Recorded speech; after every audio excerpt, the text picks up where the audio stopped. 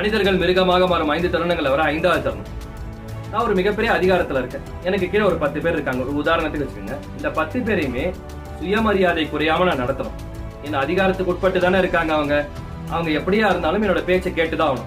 எப்படிப்பட்ட கடும் சொற்களை, இழி சொற்களை, ரொம்ப கேவலப்படுத்துற வார்த்தைகளை நான் வெளியிட்டாலும் வாய முடிட்டு அவங்க கேட்டுதான் ஆகணும் அப்படிங்கிற சூழல் இருந்தாலும் நான் அதை உபயோகப்படுத்தாம இருந்தா சரி. ஆனா நான் உபயோகப்படுத்துறேன். என் அதிகாரத்துக்கு உட்பட்டு இருக்கு. நான் என்ன வார்த்தையை பேசலாம், கட்டுப்பாடற்ற வார்த்தைகளை நான் பயன்படுத்தலாம்.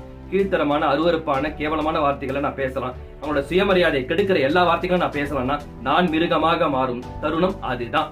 அதாவது நான் சத்தம் போடலாம், கத்தலாம், என்ன வேணாலும் சொல்லலாம்.